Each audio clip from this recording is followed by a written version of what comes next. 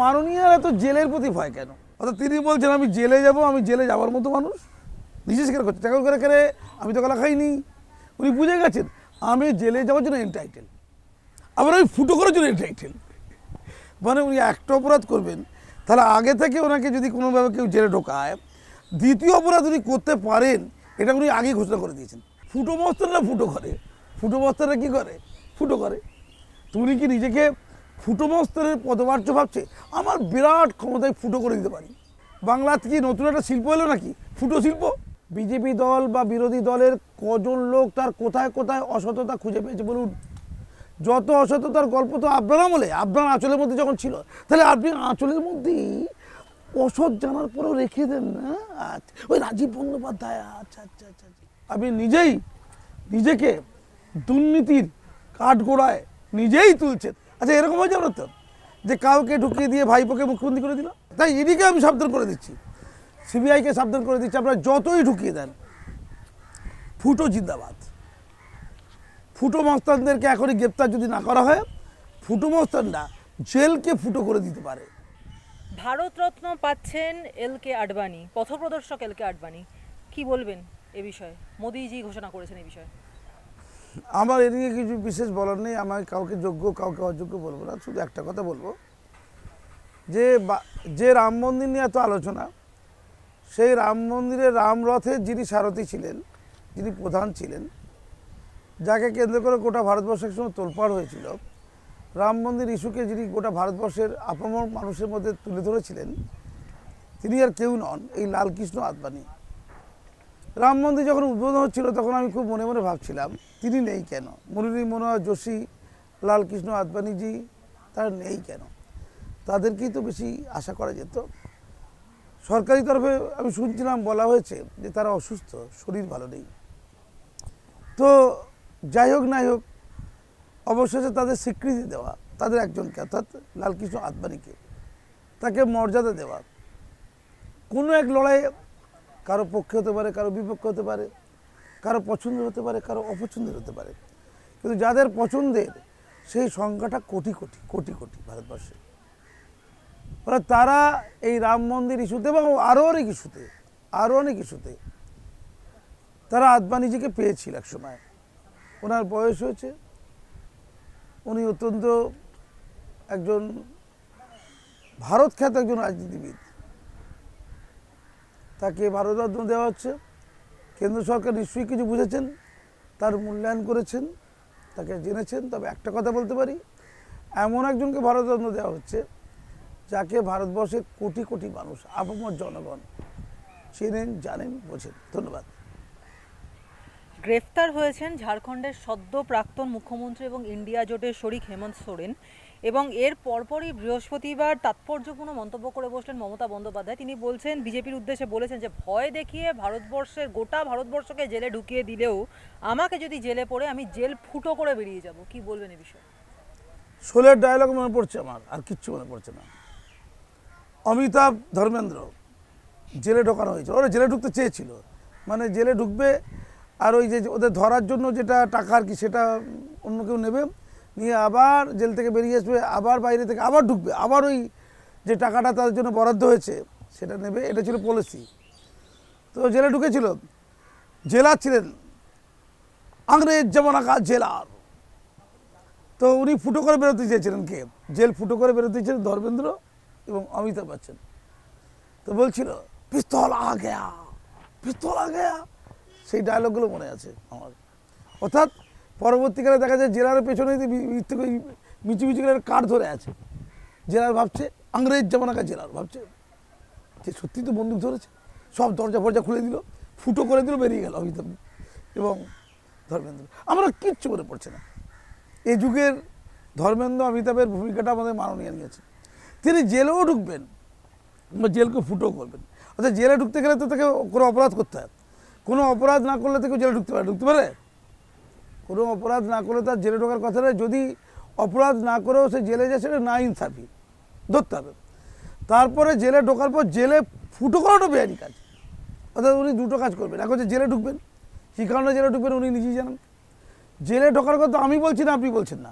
আমি তো কখনো বলছি না দাদা আমি জেলে ঢুকে যাবো, জেলে আপনি বলছেন। আপনি 2 টাকার সাংবাদিক হতে পারেন, কিন্তু আপনিও তো মানুষ। আপনার জেলে ঢোকার কোনো ভয় নেই, বা ভীতিও নেই, সমস্যাও নেই, আতঙ্ক নেই, কিচ্ছু নেই। যেটা হেমন্ত সোরেনের ছিল বা আছে, সে জেলে ঢুকেছে। আমি নরেন্দ্র মোদীজিকে একটা বিষয়ে বাহবা দেব, যে দোষ করলে প্রত্যেকে সমান, অপরাধ করলে প্রত্যেকে সমান, আইনের চোখে তাই হওয়া উচিত। কি অনায়াসে ইডি একজন প্রধানমন্ত্রী, একজন মুখ্যমন্ত্রীকে জেলে ঢুকিয়ে দিতে পারে, এটা অবশ্যই গোটা ভারতবর্ষের জন্য একটা দৃষ্টান্ত। বাপকেও ছাড়ে না। তো মাননীয়ার এত জেলের প্রতি ভয় কেন? হেমন্ত সোরেনের যে অভিযোগে তাকে জেলে ঢোকানো হয়েছে, তার মুখ্যমন্ত্রী তো কেড়ে নেওয়া হয়েছে, সেটা যে দুর্নীতি। যেখানে পিরামিডের নিম্নকক্ষ, মধ্যকক্ষ, উচ্চকক্ষ, পিরামিডের উপরতলা, এই আলোচনা যা হয়েছে ভারতবর্ষের ইতিহাসে কোনোদিন হয়নি। পিরামিডের উপরতলায় কারা বাস করেন? পিরামিডের উপরতলায় বাস করে কয়জনা? 2 জনা না 1 জনা? এ নিয়ে কত গান, কত লোক বেঁধেছে। তো সেই পিরামিডের উপরতলার গল্পের সাথে জেলের গল্প আছে নাকি? নাকি মনে করছেন আরে হেমন্ত সোরেন কী করেছে, আমি তাকে ওভার বাউন্ডারি করে দিয়েছি, হেমন্ত টুকটুক করে 1-2 মেরেছে, আমি ছক্কা মেরে দিয়েছি, তাই আমাকে যখন ঢোকানো হবে তখন নিশ্চয়ই সেন্ট্রাল জেল অথবা তিহার। খুব ভালো তিহার, তিহারটা কিন্তু সুন্দর, অভিজাত জেল। শোভরাজ ছিল, আরও অনেকে ছিল, এখন তো অনুব্রত আছে। কিন্তু না, যতই আমাকে ঢোকাক, আমি আর একটা দুষ্কর্ম করবো, ফুটো করে দেবো। অর্থাৎ তিনি বলছেন আমি জেলে যাব, আমি জেলে যাওয়ার মতো মানুষ, নিজে স্বীকার করছে, টাকা করে করে আমি তো গলা খাইনি। উনি বুঝে গেছেন আমি জেলে যাওয়ার জন্য এন্টাইটেল, আবার আমি ফুটো করার জন্য এন্টাইটেল। মানে উনি একটা অপরাধ করবেন, তাহলে আগে থেকে ওনাকে যদি কোনোভাবে কেউ জেলে ঢোকায়, দ্বিতীয় অপরাধ উনি করতে পারেন, এটা উনি আগেই ঘোষণা করে দিয়েছেন। অর্থাৎ অমিতাভ এবং ধর্মেন্দ্রের সাথে কথা বলে আর আংরেজ জামানার জেলারকে ডেকে ফুটো করে অথবা পিস্তল আ গায়া এই ভয় দেখিয়ে উনি ফুটো দিয়ে বেরিয়ে যাবেন না তো? অর্থাৎ উনি কি একটা আতঙ্কে ভুগছেন? উনি কি একটা কোনো ম্যানিয়ায় ভুগছেন? এই প্রসঙ্গ উঠছে কেন? ফুটো করার কোনো যোগ্যতা, মানে হিটলার ফুটো করে বেরিয়ে গেল, নেপোলিয়ান কোনো পার্ট ফুটো করে বেরিয়ে গেল, এটা কোনো যোগ্যতা? ফুটো মস্তানরা ফুটো করে, ফুটো মস্তানরা কী করে? ফুটো করে। তুমি কি নিজেকে ফুটো মস্তানের পদবাচ্য ভাবছে? আমার বিরাট ক্ষমতায় ফুটো করে দিতে পারি, কী রে ভাই? আমরা ফুটো করে দিয়ে বেরিয়ে যাব, জামা কাপড়ে ফুটো করে দিয়ে মানি ব্যাগ চুরি করবো, মানে বাংলা শিল্প পকেট ব্যাগ শিল্প। তো পকেট ব্যাগ শিল্পে কী করাটা সবচেয়ে লাগে? ফুটো করা লাগে। ব্যাগে ফুটো করে দেবে, জামায় ফুটো, প্যান্টের মধ্যে ফুটো, মানি ব্যাগটা তুলে নেওয়া, মোবাইলটা তুলে নেওয়া। এলাকার এই কাজটা কে ভালো করতে পারে? ফুটো মস্তান করতে পারে, এটাই তার রুজি রুটি। বাংলাতে কি নতুন একটা শিল্প এলো নাকি, ফুটো শিল্প? আমি মাননীয়কে জিজ্ঞেস করি আপনি কী বলিতে চাহিয়াছেন? আমাদের মতো ক্ষুদ্র অশিক্ষিত লোকেরা তা অনুধাবন করিতে পারিতেছি না। আপনি সবিস্তারে তাহা যদি ব্যাখ্যা দেন, আমরা কৃতার্থ আপনার কাছে। আপনার সেই মহান জেল, কবে আপনি জেলে যাবেন? কেন জেলে যাবেন? আপনি সততার প্রতিপত্তি। এই মুহূর্তে বাংলার ঘরে ঘরে চারিদিকে পোস্টার লাগানো হোক, এটা আমার আকুতি আপনার কাছে। কি পোস্টার? সততার প্রতীক, সততার প্রতীক, চারিদিকে সততার প্রতীক। গঙ্গার ঘাটে, আকাশে বাতাসে, বিল্ডিংয়ে, নবান্নে, কালীঘাটে, স্প্লেনেডে, বিশ্ববঙ্গের আশেপাশে শুধু সততার প্রতীক পোস্টার থাকবে। নিচেই থাকবে তার ছবি, কার? মাননীয়ার ছবি। নাকি এখন পোস্টার থাকবে জেলে যাওয়ার আর জেল ফুটো করার? কোনটা? এই পোস্টার, কোন পোস্টার বাংলার লোক দেবে? কেউ তো ফেলে দিচ্ছে জীবন কৃষ্ণ, সে ফেলে দিচ্ছে কি মোবাইল জলে, তা জলে লিখে দিতে হবে সততার প্রতীক। যে পাঁচির টপকে পালাচ্ছে সেখানে লিখে দিতে হবে সততার প্রতীক। এই সততার যে বিনোদন, সততার যে নিবেদন, তার সাথে আমার এই ফুটোর কি সম্পর্ক আছে? আচ্ছা, অর্পিতা কি ফুটো করেছিল? অর্পিতার ঘরে যে মিস্টার ইন্ডিয়া টাকা রেখে গিয়েছিল, কোন কোন জায়গায় ফুটো হয়েছিল বলুন তো? দেয়ালে কি কোনো ফুটো করে ঢুকেছিল, না জানলার মধ্যে কোথায় ফুটো করেছিল? টাকাটা তো নিশ্চয়ই শুভেন্দু অধিকারীদের মতো ফ্রড লোক ছাড়া, দুর্নীতিবাজ লোক ছাড়া মিস্টার ইন্ডিয়াকে ভাড়া করবে কে? কারো তো পয়সা আছে, অনিল কাপুরকে ভাড়া করে নিয়ে আসবে। এই টাকা তো কখনো পার্থবাবুর হতে পারে না, অসম্ভব সৎ তিনি। তিনি শৃঙ্খলা রক্ষা কমিটির চেয়ারম্যান ছিলেন, তিনি শিক্ষা দিতেন গোটা রাজ্যকে, শিক্ষামন্ত্রী ছিলেন।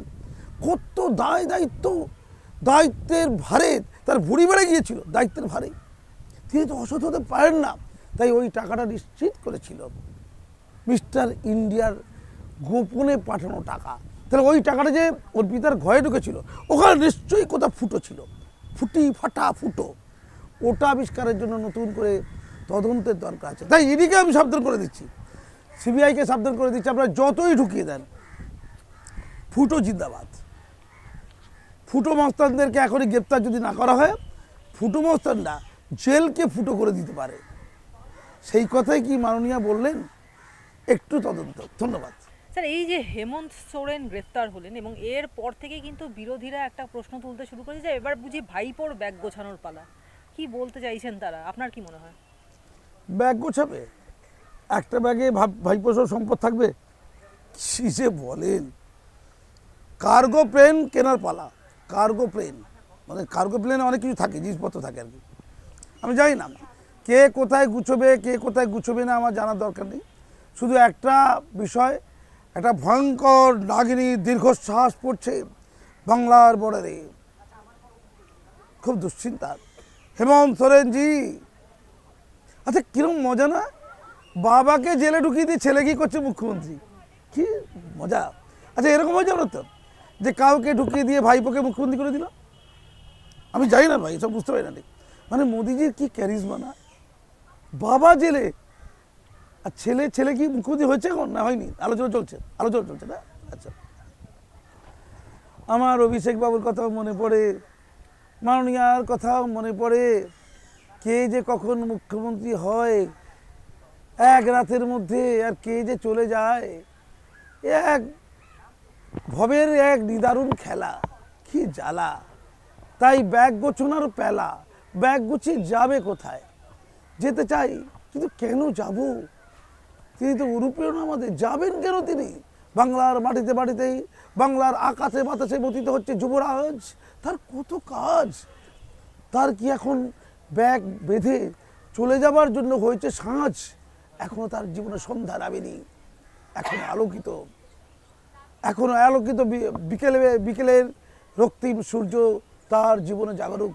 তাই আপনারা যারা নিন্দুকের দল ব্যাগ গুছিয়ে চলে যাবার কথা বলবেন, আমরা মানব না, আমরা তার অনুগামী। ধন্যবাদ। নিজের দলের অধিকাংশ অভিযুক্ত নেতাদের পক্ষ নিয়ে মমতা বন্দ্যোপাধ্যায় বলছেন যে আমার ছেলেমেয়েরা সকলকে যে আপনারা চোর বলছেন তারা কিন্তু সবাই চোর নয়, হাতের 5টা আঙুল সমান না হতেই পারে, কিন্তু তাই বলে গোটা হাতটাকে কি কেটে ফেলে দিতে হবে? কি বলবেন এই বিষয়ে? হ্যাঁ, একটা আঙুলে যদি পছন্দ করে ওটাকে কেটে ফেলে দিতে হবে, নাহলে 5টা আঙুল, বাকি 4টা আঙুল নষ্ট হয়ে যায়। 2টো আপেলে যদি পছন্দ ধরে, 2টো আলুতে যদি পছন্দ ধরে, বাকি আলুর কৌটো থেকে সেই আলুগুলোকে ফেলে দিতে হয়, নাহলে বাকিগুলোর পছন্দ ধরে। ঠিক, তাহলে মাননীয়া নিজে স্বীকার করে নিয়েছেন তার ঘরেতে যতগুলো সন্তান আছে, বাংলার সবাই তো সন্তান তার মধ্যে কিছু পচন আছে, কিছু চোর আছে, চিটিংবাজ আছে, তোলাবাজ যাচ্ছে, কাটমানির লোক আছে, কত কি আছে, সব সুন্দরী সব অসাধারণ ব্যক্তিরা আছে, সব আছে। তো তিনি জেনে গেছেন তো, তাহলে যাদেরকে তিনি মনে করছেন নোংরা আবর্জনা, তাদেরকে তিনি কি ইতিমধ্যে তাড়িয়ে দিয়েছেন? ইডি সিবিআই তাড়াবে না, তিনি তো নিজে তাড়াবেন। তিনি যখন বুঝতে পারছেন তার মন্ত্রীদের মধ্যে, তার নেতাদের মধ্যে, তার অনুগামীদের মধ্যে, তার সন্তানদের মধ্যে, এক কথা সন্তানদের মধ্যে 4-5টা সন্তান, 2টো সন্তান চোর, বাকি 3টে ভালো, তো তাদেরকে তিনি তুয়াজ করে রেখেছেন কেন? এইটার উত্তর তিনি দিন। তিনি তাহলে নিজে পরিষ্কার স্বীকার করলেন, হ্যাঁ আমাদের মধ্যে চোর আছে, খুব ভালো, এই স্বীকার করলেন। তিনি অনেক সত্য কথা আজকাল বলছেন, দুধের গাই মুসলমান না, সত্য কথা। তার দলে কিছু চোর আছে, সবাই না, সত্য কথা। তাহলে যারা কিছু লোক চুরি করিয়াছেন তাদেরকে উনি কেন রক্ষা করিয়াছেন, এইটুকু বলুন। ইডি কেন ধরতে যাবে, কেন সিবিআই ধরতে যাবে? নিজেই ধরবে, পগার পার করে দেবে, তাই তো? বাকি ভাইদেরকে, বাকি সন্তানদেরকে বাঁচাবে। তাহলে মাননীয়ার কাছে আমার প্রশ্ন, তিনি কজনকে ইতিমধ্যে এই 12 বছর তার রাজত্বে কজনকে ইতিমধ্যে চোর বলিয়া তিনি নিজ হস্তে, নিজ কণ্ঠে সাব্যস্ত করেছেন? চোর বলিয়া নিজ কণ্ঠে সাব্যস্ত করেছেন, এবং সেই চোরদের মধ্যে কি কি পদক্ষেপ গ্রহণ করিয়াছেন।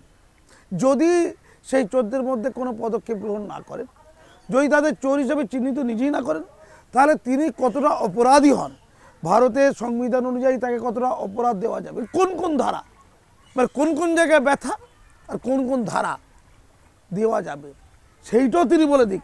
আর তিনি যে ধারা দেননি, মানে তিনি যে কোনো পদক্ষেপ নেননি, না নেওয়ার পেছনে ওনার কোন কোন জায়গায় ব্যথা হয়েছিল, কোন কোন জায়গায় ব্যথা হয়েছিল মাসুম আক্তার জানে, আপনি দুপয়সা সাংবাদিক জানেন, এখনও যার যার নাম ধরা বলা হয়নি, যারা যারা এখনও জেলে যায়নি আমরা জানি তারা কারা। মাননীয়া আপনি জানেন না, কেউ তো বলেনি আপনার সব সন্তানরা চোর, শুভেন্দু অধিকারী বলেনি। আপনি শুভেন্দু খুব ভয় পান না? শুভেন্দু কী ভালোবাসতেন না? সেই শুভেন্দু অসৎ, কবে অসৎ ছিল? কবে? ও যখন আপনার আঁচলের মধ্যে ছিল তখন অসৎ ছিল, এখন ও তখন ভালো ছিল, তাহলে অসৎ কবে হলো? বিজেপি করার পরে তার অসততার কটা প্রমাণ আপনি দেখাতে পেরেছেন বলুন উত্তর দিন। যখন তিনি বিজেপিতে যোগদান করলেন, বিজেপি দল বা বিরোধী দলের কজন লোক তার কোথায় কোথায় অসততা খুঁজে পেয়েছে বলুন? যত অসততার গল্প তো আপনার আমলে, আপনার আঁচলের মধ্যে যখন ছিল, তাহলে আপনি আঁচলের মধ্যেই অসৎ জানার পরেও রেখে দেন না। আচ্ছা, ওই রাজীব বন্দ্যোপাধ্যায়, আচ্ছা আচ্ছা আচ্ছা আচ্ছা, সুন্দরবনে কি দায়িত্ব নিয়ে চুরি করেছে না? ও আচ্ছা আচ্ছা আচ্ছা, তাহলে আপনি অসৎ লোকদেরকে খুব পছন্দ করেন। আচ্ছা আপনি একটা কাজ করুন তো, একটা স্যাম্পল সার্ভে করুন যে আপনার মনে কারা কারা আনন্দ দিয়েছে আর কারা কারা ব্যথা দিয়েছে। সৎ লোকগুলো কত আনন্দ দিয়েছে আর অসৎ লোকগুলো কত ব্যথা দিয়েছে, এটা বলুন তো আপনি। তাহলে পরিষ্কার করে আদালতের কাঠগড়ায় আপনি জাস্টিসে কী বলবেন? আমি জানতাম আমার 5টা সন্তান আছে, আমি জানতাম তার মধ্যে 2জন চোর আছে, কিন্তু সেই চোরদেরকে যখন ইডি ধরতে এসছে আমি ধর্ণা দিয়েছি, আমি চিৎকার করেছি, আমি এটাকে মোদি ষড়যন্ত্র বলেছি, আমি কখনো কখনো ওই চুরিগুলোকে মিস্টার ইন্ডিয়া রেখে যাওয়ার টাকা বলেছি। আপনি কেন বলেছেন বলুন উত্তর দিন? আপনি আপনার অসৎ সন্তানকে রক্ষার চেষ্টা কেন করেছেন? সে তো বাকিদের পচিয়ে দিয়েছে। নাহলে সৌগত রায়ের মতো একটা বয়স্ক লোক ধুতি তুলে ওইভাবে নাচে অসভ্যের মতো, সে ওই টাকা নেয়, ওই না সারদার ওই নারদার টাকা নেয়, সে অধ্যাপকও ছাড়ছে না। আপনাদের তরুণ তাজা তুর্কির কথা বাদ দিলেন, একজন বয়স্ক অধ্যাপক সেও চুরি করে শেষ করে দিল। আমি শুধু বলি এই ধরনের কথাবার্তা বন্ধ করুন। আপনি নিজে কাঠগড়ায় নিজেকে তুলছেন, আপনি নিজেকে দুর্নীতির কাঠগড়ায় নিজেই তুলছেন। হ্যাঁ, আপনার কথা বলার অজান্তে আপনি কথা বলা বন্ধ করে দিন। যদি তাই হতে থাকে আপনি কথা বলা বন্ধ করুন, আপনার কথার ফাঁদে আপনি পড়ছেন, একটু ভেবে দেখুন। ধন্যবাদ। দেবাংশু ভট্টাচার্য, যিনি তৃণমূলের মুখপাত্র, তিনি একটা বিস্ফোরক পোস্ট করেছেন যেখানে তিনি বলছেন যে ডাকাত মোদি, ছ্যাঁচোর মোদি। বিজেপির জাতীয় মুখপাত্রকে ট্যাগ করে তিনি বলছেন যে আয়ুষ্মান ভারত এবং ভারতমালার প্রকল্পে যে অনিয়ম হয়েছে সেটাও দেখা হোক। কি বলবেন এই বিষয়ে? হ্যাঁ, তারপরে কি আমার ঘরে আমার ছেলে চুরি করেছে, আমি জানি আমার ছেলে চুরি করে ফেলেছে, আমার ছেলে চুরিটা নিয়ে আমি ভাববো না। আমি ওই আফ্রিকাতে একজন চুরি করেছে, আফ্রিকাতে, তার নাম হচ্ছে মিস্টার ডন। ওই আফ্রিকাতে ওই ছেলে যে চুরি করে ওইটারই খোঁজ নেব। ঠিক আগে ঘর সামলাই, মোদিজিদের অনেক দুর্নীতি থাকতে পারে, সেটা প্রমাণ করা কি ওই দেবাংশুর কাজ? ও মনে হচ্ছে ঘরের পাশে কোথায় তোলা আদায় হচ্ছে, গাড়ি গেলে কেন গাড়িগুলোকে রাস্তায় নেমে তোলা আদায় করা হয়, কোথায় কাটবানি হচ্ছে বাড়ির পাশে, কোথায় 100 দিনের কাজে চুরি হচ্ছে, কোথায় আবাস যোজনা চুরি হচ্ছে, এইটা দেখুন না। সেখানে দেবাংশু পশ্চিমবঙ্গে কোথায় লুটপাট চলছে তার সেদিকে নজর নেই। উনি নাকি কেন্দ্রে লুটপাট দেখে দেবেন, উনি দিল্লি যেতে পারবেন, গেটের বাইরে বেরোতে পারবেন উনি? পাগলামি তো সীমা থাকা উচিত।